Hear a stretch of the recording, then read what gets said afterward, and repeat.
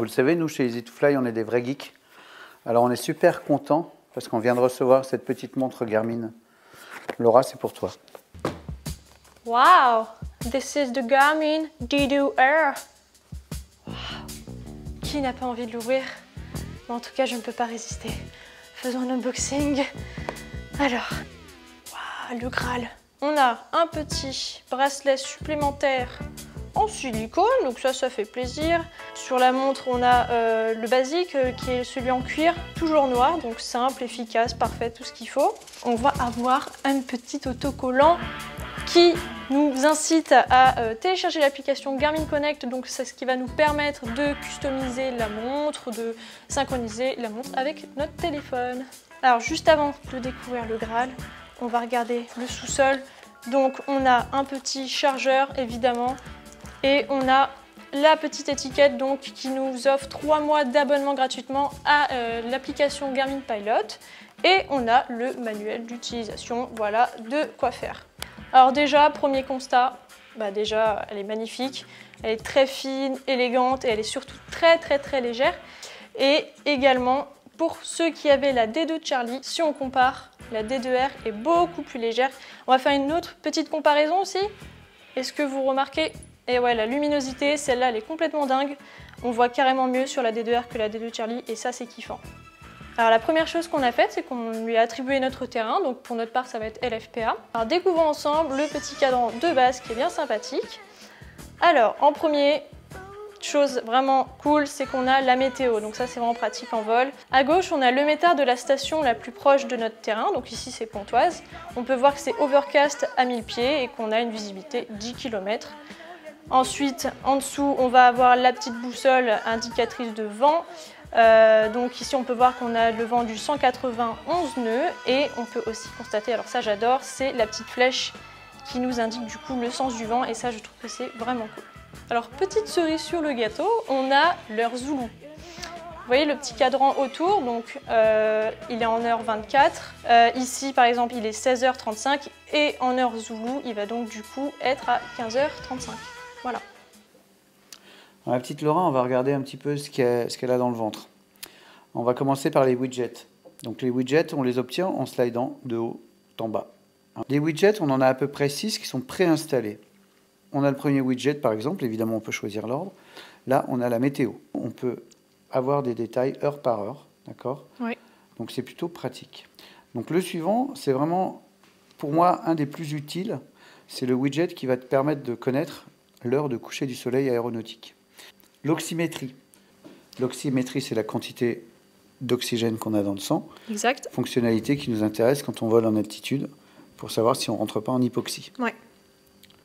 Alors, quand on rentre dans le widget, en général, on a des courbes, on a plus de détails. Un autre petit widget, l'altimètre. Alors, cet altimètre est basé sur le métard le plus proche de notre base. C'est-à-dire qu'on a défini une base, il nous donne le métard et il prend l'altitude. En fait, il prend le QNH sur le métard le plus proche. Ensuite, on a l'historique de nos activités. Alors, je rentre dedans. La semaine en cours, 4 activités. On a fait un vol mardi. Alors, hop, il nous donne carrément toutes les indications, la courbe d'altitude, etc. Et il ne faut pas oublier aussi que vous pourrez les voir via l'application Connect Garmin. Donc le widget Waypoint qui nous donne toutes les informations sur le terrain qu'on a choisi, notre terrain de base, et avec une fonctionnalité super intéressante lorsqu'on est en vol. Quand on clique sur LFPA, on peut lui demander d'aller sur le terrain le plus proche. Il va nous donner la liste des terrains les plus proches. Simplement, il a besoin du GPS. Donc là, comme on est à l'intérieur, ça ne fonctionne pas. Mais on peut aller aussi sur un favori ou on peut rentrer un identifiant. Donc là, on est revenu sur l'écran de base. On parle d'une petite fonctionnalité très rapidement. On peut avoir un favori. Donc un favori, c'est on slide comme ça de la gauche vers la droite. Et là, on a notre favori qui est l'altimètre. Mais ça pourrait être autre chose. Tout ça se programme. Dernier point, quand on appuie longtemps, on peut aussi ajouter plein d'icônes pour aller avoir des fonctions. Donc là, on a un direct tout. Pareil, entrée identifiant ou le plus proche. Hop, on a le réglage de la luminosité, évidemment. Enfin voilà, on a tout un tas de réglages, on a l'altimètre, etc.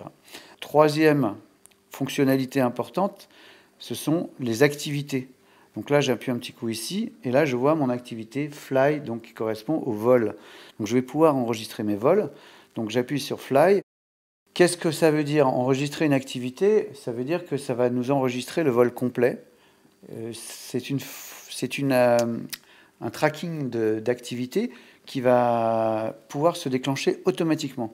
C'est-à-dire que moi, je l'ai programmé de façon à ce que dès que je décolle, à partir de 200 pieds minutes au vario, eh ben, il va se mettre à enregistrer. Donc on a configuré la montre pour des fonctionnalités vraiment purement aviation. Mais on voit qu'ici, on va pouvoir rajouter des tas d'activités possibles.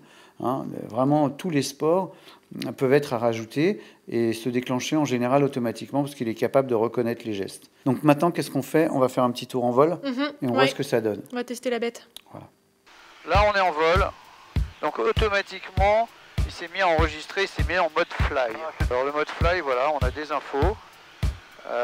Bon, ça bouge pas mal aujourd'hui. Donc on a plusieurs tableaux. Et notamment, Select Airport, hop, on va y aller. Et on va aller direct to. Et on va faire le plus près possible. Alors là, il me propose une liste d'aérodromes. Je vais prendre le plus proche et LFPA. Donc Laura, je t'invite à te diriger vers LFPA, ouais, juste pour voir ce que ça donne. Allez, petit 360 par la droite. Voilà, donc là on fait un petit 360. Et on va voir que il va nous dire si on est sur le bon chemin. Donc là on est bien pour aller sur LFPA. Donc ça c'est pas mal. Après si on défile, on voit qu'on est parti depuis 3 minutes 11. Et là ensuite on a encore les vitesses, pas mal d'informations, etc. Donc le plus important c'est qu'on peut faire aussi un direct to. C'est-à-dire que ici je vais entrer soit un identifiant, soit je lui dis le plus proche. Donc le plus proche perd son Beaumont. Mais bon, ça vous donne un petit aperçu de ce qu'on peut faire avec cette montre quand on est en l'air.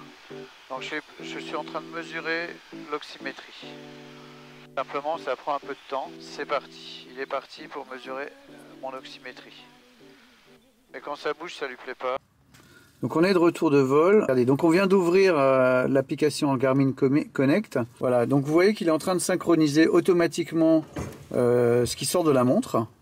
Et regarde, 28 km 39. Et qu'est-ce qu'on a? Eh ben, on a tout notre vol qui va apparaître. Voilà. Donc là, si on... Ouais, tu peux cliquer dessus. On a le trajet GPS, on a toute la trace, pardon. Ouais. Conclusion, Laura. On a une super montre, on est content. Ouais, elle est magnifique. Je la surkiffe. En plus, elle est tactile, donc j'avoue que c'est... et encore une fois, c'est grave kiffant. Le fait qu'elle soit faite un peu quand même pour les aviateurs, j'avoue que j'adore. J'adore, je suis complètement in love.